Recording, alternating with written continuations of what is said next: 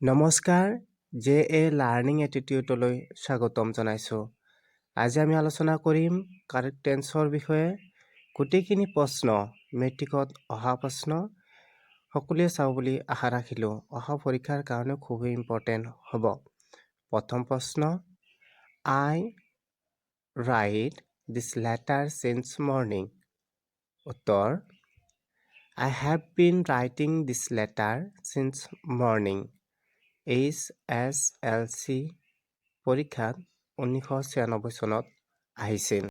কাৰণ since কোনো এটা বাক্য থাকিলে সেই বাক্যটো প্ৰেজেণ্ট পাৰফেক্ট কণ্টিনিউৱাছ টেন্সত লিখিব লাগে। নিৰ্দিষ্ট সময় দিয়া থাকিলে since ব্যৱহাৰ কৰা হয়। যেনে 1990 চনত কোনো এখন স্কুল আৰম্ভ যদি হৈছিল, এতিয়ালৈকে চলি আছিল, সেই ক্ষেত্ৰতো কিন্তু since ব্যৱহাৰ কৰা হ'ব। বন্ধুসকল, পিছৰ প্ৰশ্ন, if you neglect your studies, you will fail. HSLC 1997 চনত অহা প্ৰশ্ন। Answer, if you neglect your studies, you will fail. বন্ধুসকল, আমি ইয়াৰ কাৰণ উল্লেখ কৰিছোঁ। যদি কোনো এটা বাক্যত ইফ থাকে, তেন্তে এটা বাক্য প্ৰেজেণ্ট ইনডিফিনিট আৰু আনটো বাক্য ফিউচাৰ ইনডিফিনিট টেন্সত লিখিব লাগে। পিছৰ প্ৰশ্ন, দ্য বাছ ইউজুৱেলি ...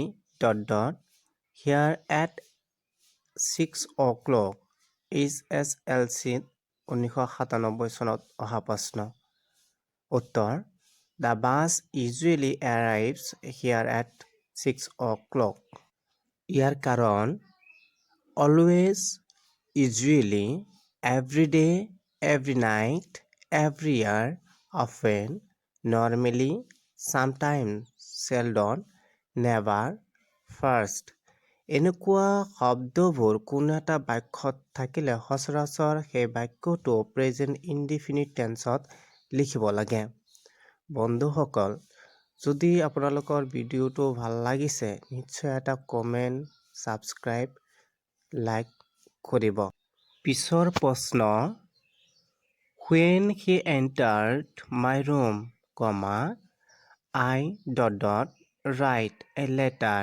মেট্ৰিক পৰীক্ষাত 1998 চনত আহিছিল। উত্তৰ, when he entered my room, I was writing a letter. কাৰণ when কোনো এটা বাক্য থাকিলে এটা বাক্য পাষ্ট ইনডিফিনিট আৰু আনটো বাক্য পাষ্ট কণ্টিনিউৱাছ টেন্সত লিখিব লাগে। মানে পাষ্ট কণ্টিনিউৱাছ টেন্সত থাকিলে পাষ্ট ইনডিফিনিট টেন্সত লিখিব লাগিব। মানে ওলোটাকৈ লিখিব লাগিব, যিকোনো এটাত থাকিলেই হ'ল।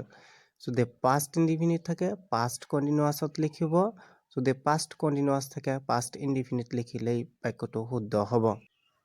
পিছৰ প্ৰশ্ন, the match start before we reached the field.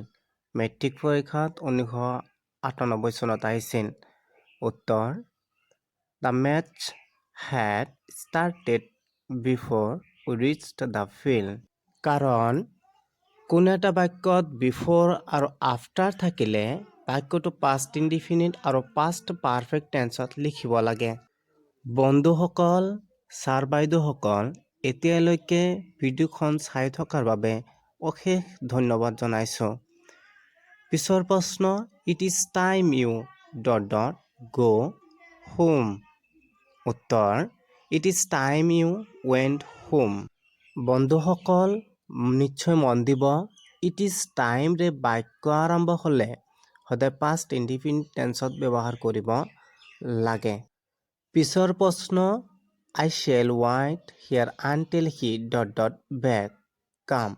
মেট্ৰিকত 1999 চনত আহিছিল। উত্তৰ, I shall wait here until he comes back. কাৰণ কোনো এটা বাক্যৰ মাজত আনটিল থাকিলে এটা বাক্য ফিউচাৰ ইনডিফিনিট আৰু আনটো বাক্য প্ৰেজেণ্ট ইনডিফিনিট টেন্সত লিখিব লাগে। Next, when he came in, I ... a letter. ৰাইটটো আমি কাৰেক্ট টেন্স কৰিব লাগে। উত্তৰ, When he came in, I was writing a letter. বন্ধুসকল, ইয়াতে নিশ্চয় মন দিব, when যদি কোনো এটা বাক্যত থাকে তেতিয়াহ'লে এটা past indefinite tenseৰ হয় আৰু এটা past continuous tenseৰ হয়। নিশ্চয় মন দিব, ওপৰত চালে গম পাব কেমটো past indefiniteত দিয়া আছে। নিশ্চয় পৰৱৰ্তী বাক্যটো past continuous tenseতে লিখিব লাগিব। সেই হিচাপত when he came in, I was writing a letterই হ'ব। কাৰণ whenৰে বাক্য আৰম্ভ হ'লে এটা past indefinite আৰু আনটো past continuous tenseত লিখিব লাগে। when বাক্যৰ আগত থাকক বা পিছত থাকক নিয়ম কিন্তু একেটাই। বন্ধুসকল, আপোনালোকে ইমান কষ্ট কৰি ভিডিঅ'খন শেষলৈকে চোৱাৰ কাৰণে অশেষ ধন্যবাদ জনাইছোঁ। আপোনালোকে চেনেলটো ছাবস্ক্ৰাইব, শ্বেয়াৰ, লাইক কৰিব বুলি আশা ৰাখিলোঁ। ধন্যবাদ।